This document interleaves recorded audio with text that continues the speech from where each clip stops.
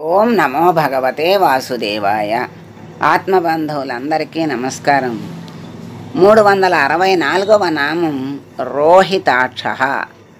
అంటే భగవంతుడు సర్వస్వతంత్రుడు.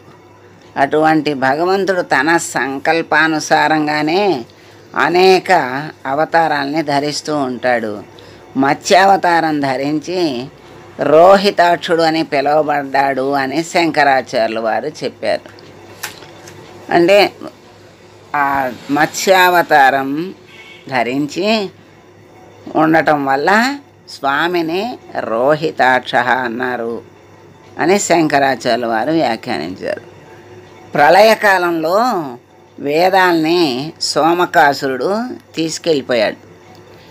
ఆ సోమకాసురుణ్ణి సంహరించి వేదాలను ఉద్ధరించటానికి గాను స్వామి మత్స్యావతారం ధరించి సోమకాసురుణ్ణి సంహరించి వేదాలను ఉద్ధరించి చక్కగా తీసుకొచ్చి మళ్ళీ అందించాడు. అటువంటి స్వామిని మత్స్యావతారం ధరించినటువంటి స్వామిని రోహితాక్ష అన్నారు. రోహిత అంటే వర్ణం. అంటే ఏమి రంగు అంటే ఎరుపు రంగు అని అర్థం. స్వామి తనకి ఇష్టమైన అరుణవర్ణం ధరించి భక్తులకు కనువిందు చేస్తూ ఉంటాడు. అందువల్ల స్వామి రోహితుడు అన్నారని పరాశరుల వారు వ్యాఖ్యానించారు. సత్యసంధులు కూడా ఇదే భావాన్ని వ్యక్తీకరించారు. వేద విధులు స్వామిని ఓం రోహితాయ నమః అని కీర్తిస్తూ ఉన్నారు. అంటే రోహితం అంటే ఎరుపు రంగని, స్వామి తనకి ఇష్టమైన అరుణవర్ణం ధరించి భక్తులకు కనువిందు చేస్తున్నాడు గనక ఆయన్ని రోహితాక్షుడు అన్నారని చెప్పారు. ఇంకా రోహితాక్ష అంటే అర్థం ఇంకా తెలుసుకుందాం. ఉదయిస్తున్నటువంటి సూర్యుని రంగు ఎరుపు. ఇదే రుద్ర సూక్తంలో నమస్తామ్రాయచ అరుణాయచ అని చెప్పబడింది.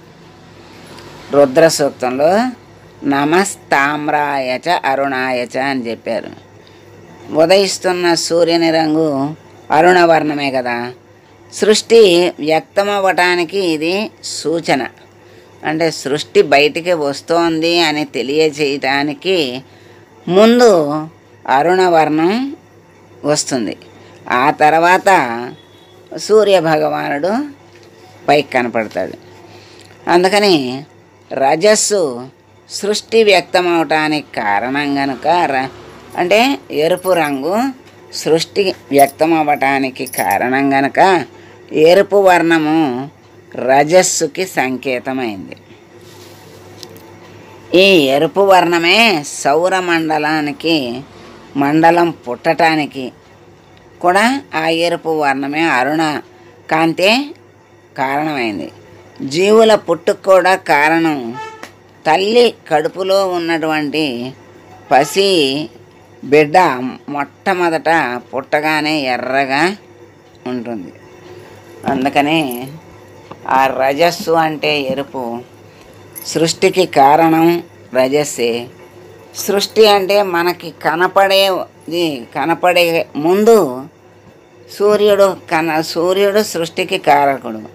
ఆయన వచ్చి సృష్టిని మరి చక్కగా స్థితికారకుడు, సృష్టికారకుడు.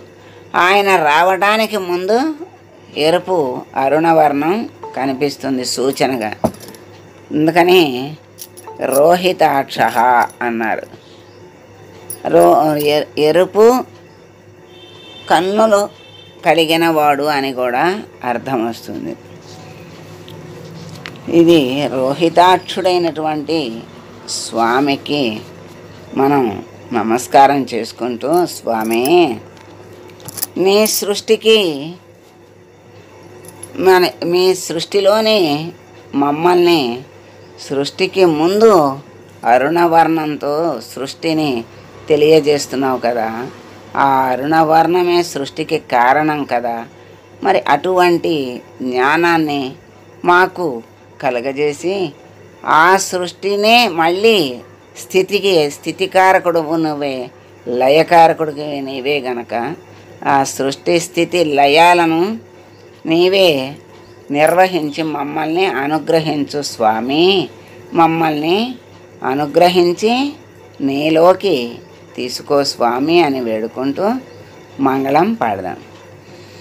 మంగళం కౌసలేంద్రాయ మహనీయ గుణాత్మనే సర్వలోక శరణ్యాయ సాధురూపాయ మంగళం.